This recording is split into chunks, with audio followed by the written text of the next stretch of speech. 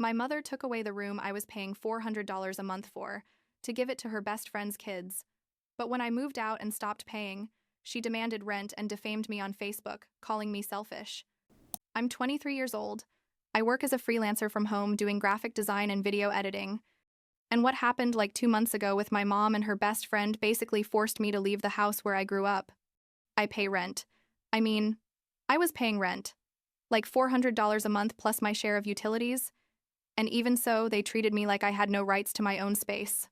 Honestly, it still makes my blood boil when I think about how everything went down. But I guess in the end, it was the best thing that could have happened because it forced me to set boundaries I should have set years ago. Let me start from the beginning so you understand all the context. I live, or lived, with my mom and my two twin siblings who are 15 years old. My dad's not in the picture. He left when I was like 8 and basically disappeared. So it was always just the four of us. The house is my mom's. It's a 3-bedroom house in a quiet neighborhood. Nothing fancy but decent, you know. I had the biggest bedroom because when I started freelancing like 3 years ago, my mom let me turn it into my studio. I have all my equipment in there. My desktop computer that cost me like $2,000 to build, 2 monitors, my graphics tablet, lights for recording, microphone, camera, basically everything I need to work. The twins share a bedroom and my mom has hers, so the setup worked well for everyone. The thing is that when I turned 21, my mom started asking me to contribute to the household expenses, which seemed completely fair to me. It's not like I expected to live for free forever, you know what I mean? So we agreed on $400 rent per month, plus splitting the utilities between the two of us because the twins obviously don't work yet. Some months I'd end up paying like $500 or $550 total, depending on how much the electricity and internet came out to. But I never complained because I felt it was my responsibility as an adult, living in the house. My mom works as a manager at a department store and makes decent money, but with 3 kids, things were always tight, so my contributions helped quite a bit. During these 2 years, I never once fell behind on payments. I always transferred her the money on time on the first of every month. Now, my mom has this best friend, Jennifer, who she's known since high school. They've literally been best friends since they were like 16 years old, so they go back like 30 years of friendship. I always liked Jennifer. She was fun, brought gifts at Christmas for us kids, that kind of thing. She has 2 children, a 7-year-old boy and a 9-year-old girl. Her husband and her always had kind of a stormy marriage. Constant fights. That type of toxic relationship where they love and hate each other at the same time. You know what I'm talking about? Well, so like in March of this year, Jennifer finally decided to get divorced. Her husband kept the house they had together because technically it was in his name, and Jennifer needed a temporary place to stay with the kids, while she got her own apartment and sorted out the whole legal divorce process. My mom, being the good friend she is, immediately offered to let her stay with us. And look, I understood the situation. Okay? Jennifer was going through a horrible time, her kids needed stability, and my mom wanted to help her lifelong best friend. Totally understandable. The idea was that Jennifer and the kids would stay in our living room, which is pretty big and has a sofa bed. My mom said it would be temporary, at most a month or 2, while Jennifer saved up for an apartment deposit and found something close to her kids' school. When my mom mentioned it to me, I said yes. No problem. It's just temporary and the lady needs help. Jennifer moved in on a Wednesday in mid-April. She arrived with like 4 suitcases of clothes, some boxes with the kids' toys, the basics. The first few days, everything was fine. A bit cramped in the house, obviously, because now we were 7 people in a 3-bedroom house, but manageable. I spent most of my time in my room working anyway, so it didn't affect me much. Jennifer's kids were loud. I'm not gonna lie. They ran around the whole house screaming and playing. But well, they're kids. What do you expect? I tried to be understanding and use headphones when I was on calls with clients so the noise wouldn't filter through. But then weird things started happening. Like a week after Jennifer arrived, I started noticing the kids were going into my room when I wasn't there. I'd come back from grocery shopping or whatever and find things moved. My markers were out of place. Once I found little drawings in one of my notebooks. I mentioned this to my mom casually, like, hey, can you tell Jennifer's kids not to go into my room when I'm not there? And my mom said, oh yeah, sure, I'll tell them. But it kept happening. The kids clearly didn't understand the concept of personal space, which again, they're kids. but it was starting to frustrate me because I have expensive equipment in there and I didn't want them to accidentally break it. Fast forward to the end of April, like 3 weeks after Jennifer moved in. I had to go to the city for the day because a client wanted to meet in person to discuss a big branding project for their business. It was an opportunity I couldn't pass up. Potentially could pay me like $3,000 if they liked my proposal. I left the house around 7 inches the morning and came back around 6 inches the evening. Super excited because the meeting had gone amazingly and they'd practically confirmed the project. I get to the house, and when I open my bedroom door, you can't even imagine the scene I found. My room where all my work equipment is, was completely reorganized. My desk had been pushed against the wall. My monitors were stacked in a corner, still plugged in, but obviously moved without any care. My office chair that cost me like $300 was in the hallway, and they'd brought in a bunk bed where my complete setup used to be. Jennifer's 2 kids were jumping on the bunk bed, laughing and screaming. There were toys all over the floor, their clothes hanging in my closet. My graphics tablet was lying on the floor under a pile of stuffed animals. I felt like I'd been punched in the stomach. I literally stood in the doorway for like 30 seconds, unable to process what I was seeing. Jennifer was there organizing the kids' clothes, and when she saw me, she said, "Oh, hi, Emma, you're back." The kids needed their own space, you know? They couldn't keep sleeping in the living room. Your mom said it was fine for them to stay here with you. It's the biggest room, and there's enough space for everyone. And I literally said, "What?" My mom said, "What? Nobody asked me? And all my work equipment?"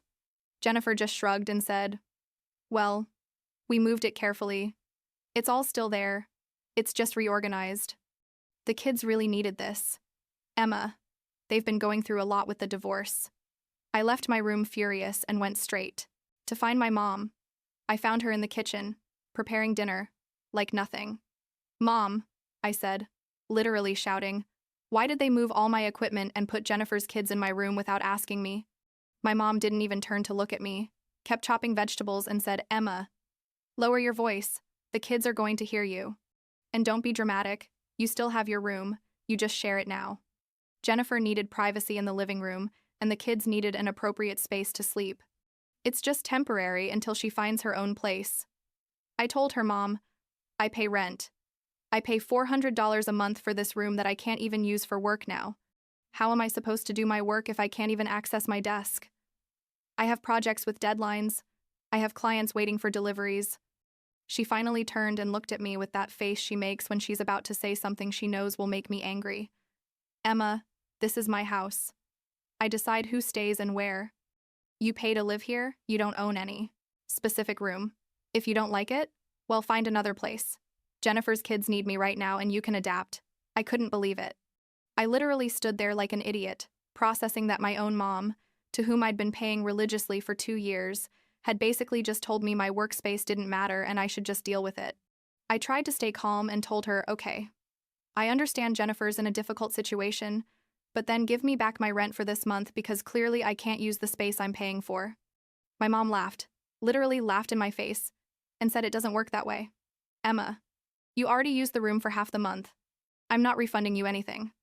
Now stop acting like a selfish child and go help Jennifer finish settling the kids in." I went back to my room, or what was left of it, wanting to cry but holding it in because I wasn't going to give them the pleasure of seeing me fall apart. The kids were still there, playing like nothing, oblivious to all the drama they'd unintentionally caused. I tried to reorganize my equipment in the small corner they'd left me, but it was impossible. I couldn't connect my 2 monitors because there wasn't enough space on the desk now pushed against the wall. My chair was in the hallway, and when I tried to bring it in, it didn't fit anymore because the bunk bed took up where I used to put it. My graphics tablet had a scratch on the screen, probably from when they threw it on the floor. It wasn't deep, but you could see it, and my soul hurt because that thing had cost me like $600.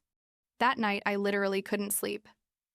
The kids fell asleep in the bunk bed around 10 at night, but one of them snored, and the other moved constantly, making the whole metal structure creak.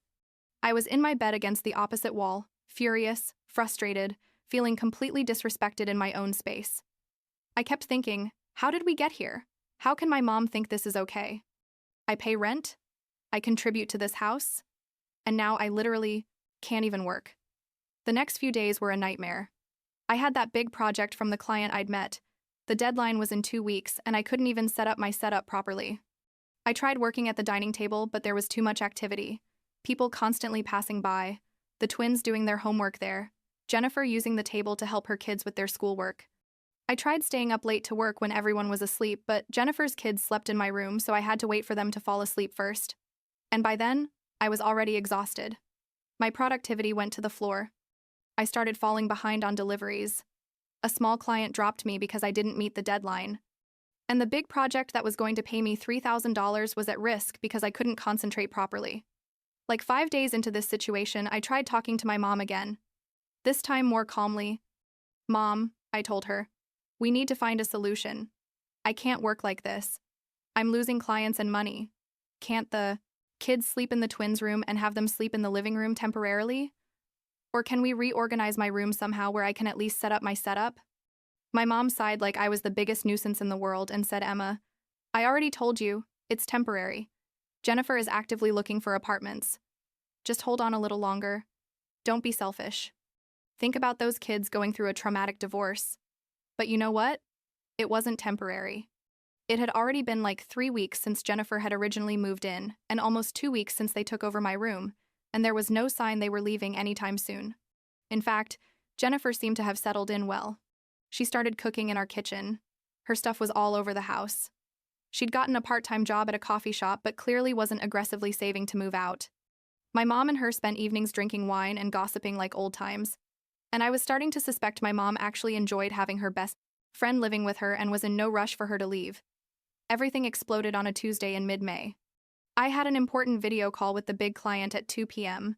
It was our last review meeting before I delivered the final project. I needed access to my computer and my files, so I got to my room around 1:30 thinking the kids would still be at school. But no, turns out that day they'd gotten out early for some district thing, and they were in my room playing video games on a tablet with the volume at maximum. I asked them please to leave because I had an important work call. The 7-year-old boy literally ignored me, and the 9-year-old girl told me, "Jennifer said this is our room now, and we don't have to leave if we don't want to." I went to find Jennifer. I found her in the backyard talking on the phone, probably with her divorce lawyer from what I heard. I waited for her to hang up and told her, "Jennifer, I need your kids out of my room for an hour. I have an important work call." She looked at me annoyed and said, "Emma, the kids just got back from school. Let them relax a bit. You can take your call later." I explained that no, I couldn't take it later. It was in 15 minutes and the client was in a different time zone, and this was the only time that worked for both of us. Jennifer sighed dramatically and yelled, "Kids, come outside for a moment." The kids came out dragging their feet, super annoyed, and I ran to my room to connect everything and prepare for the call. The call was a disaster. Halfway through the presentation, one of the kids started screaming and crying outside because he'd fallen and scraped his knee. The noise filtered completely into my call, even though I had the door closed and headphones on. The client asked me if everything was okay, and I, super embarrassed, said yes. "Sorry, there are kids in the house." I tried to continue, but my concentration was already broken.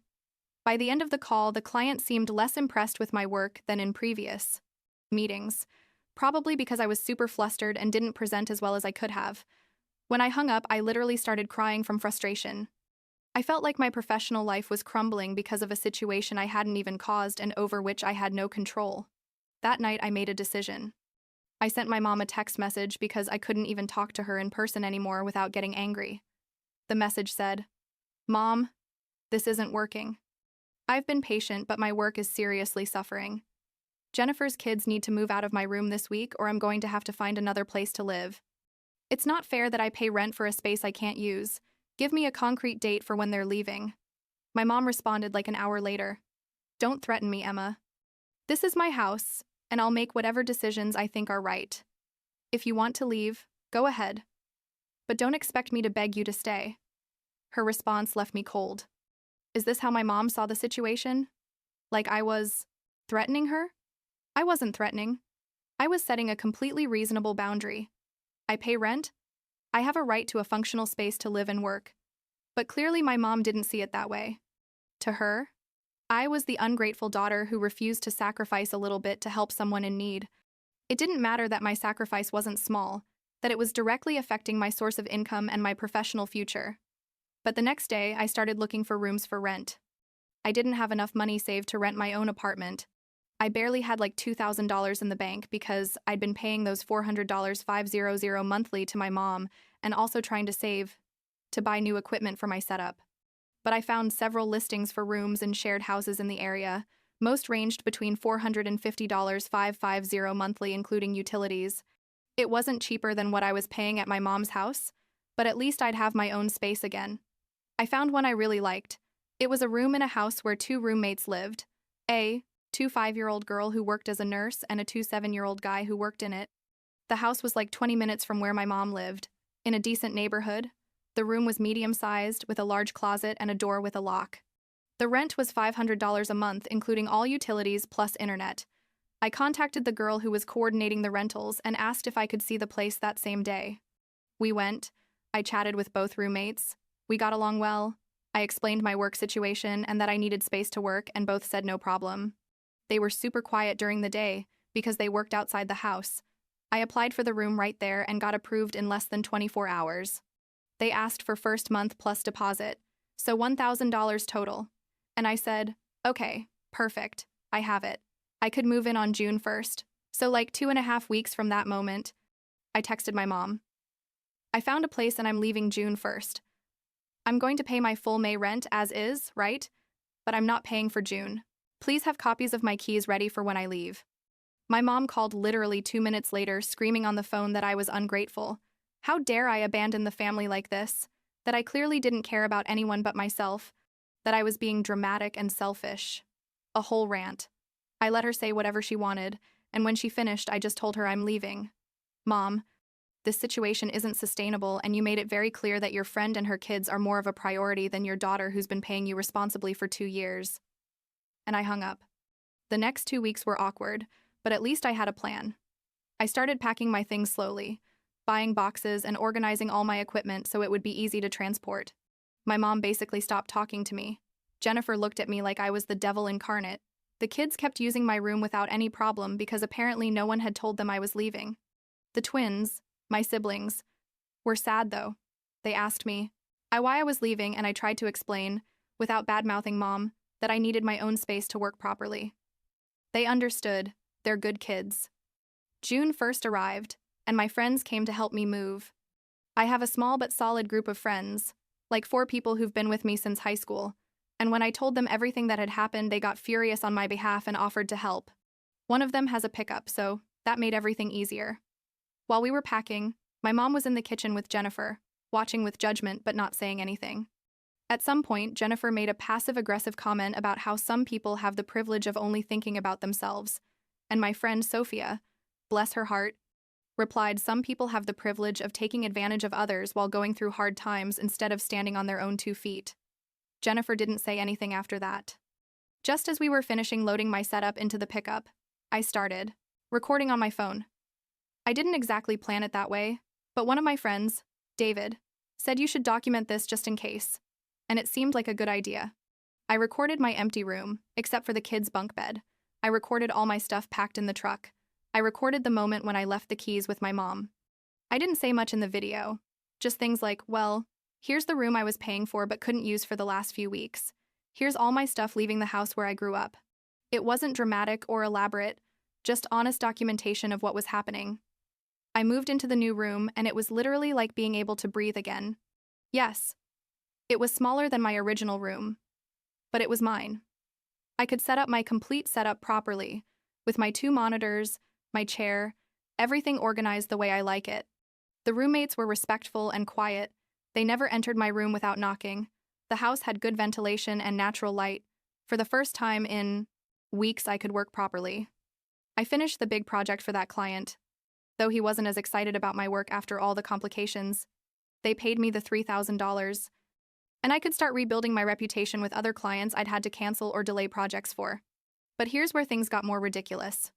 Like 3 days after moving out, I received a message from my mom demanding I pay her June rent. I responded, Mom, I don't live there anymore. I moved out on the 1st, like I told you. I'm not going to pay you for a room I'm not using. She started sending message after message saying we'd had an agreement, that I was breaking a verbal contract, that she was counting on that money for household expenses. I told her our agreement was that I paid to have a functional room to live and work, and that agreement broke when they moved all my equipment and filled the room with people without even asking me. I told her if she felt I owed her money, we could go to small claims court and explain the situation to a judge. She never responded after that. But wait, it gets better. Like a week after I moved out, I started receiving messages from uncles, cousins, family acquaintances, asking if I was okay, saying they'd seen my mom's post on Facebook. I don't have Facebook. I deleted it years ago. But I asked Sophia to check what my mom had posted. Turns out my mom wrote this long, dramatic post about how her daughter had abandoned her at a time when the family needed to come together, about how I'd been selfish and only thought about my career, about how I disrespected her by stopping rent payments without prior notice, blah, blah, blah. She painted the whole situation like I was this heartless monster who refused to sacrifice a little bit to help a friend's family going through a crisis. What killed me is that she never once mentioned I paid rent, that they'd moved all my work equipment without permission, that they'd basically taken away the room I was paying for. She just painted me as the villain of the story. And a lot of people who didn't know the whole situation were commenting things like how sad that today's youth are so selfish, or family should come first. What a disappointment. It hurt. I'm not gonna lie. Because these were people who'd known me since I was a kid and now they thought I was a horrible person. Sophia convinced me not to respond publicly, said it wasn't worth getting into that drama. But I did respond privately to some close family members who asked me directly. I explained my side of the story without going into too much detail or bad-mouthing my mom. The most understood and supported me. Some still thought I should have stuck it out longer. Because that's what family does. Whatever. I can't control what they think. Now, like 2 months later, I'm well settled in my new place. My work is back on track. I got back some clients I'd lost. Got 2 new projects that are paying well. I still talk to the twins. I text them often asking how they are. Sometimes we go out to eat or I pick them up from school. With my mom, it's complicated. We talk like once a week, but it's super superficial. Neither of us has brought up what happened. She never apologized, and I'm not going to pretend what she did was okay just to keep the peace. Jennifer's still living there, by the way. It's been like 4 months since she moved in temporarily, and according to what the twins told me, there hasn't been a single conversation about when she's leaving.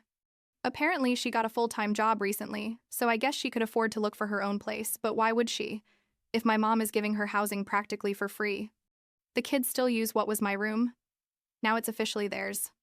Do I feel bad about leaving? Honestly, no. Sometimes I feel guilt because I know my financial contribution helped my mom with expenses, and I know the twins miss having me close all the time. But I can't sacrifice myself to the point where my professional life and my mental health go to hell just because my mom decided to prioritize her friend over me. I pay to have a space. I deserve for that space to be respected. It's as simple as that. I learned that paying rent doesn't automatically give you rights if the person you're paying feels they have power over you. I learned that sometimes family won't treat you fairly just because you share blood with them. And I learned that setting boundaries, even though it's uncomfortable and even though they make you look like the bad guy, is absolutely necessary to protect your peace and your future. My mom probably still thinks I'm selfish. Jennifer probably thinks I'm a spoiled brat without empathy. And some people in my family who only heard their version probably think so too. But I know my truth. I know I tried to be reasonable, that I paid my share, that I only set boundaries after the situation became completely unsustainable. And that's enough for me.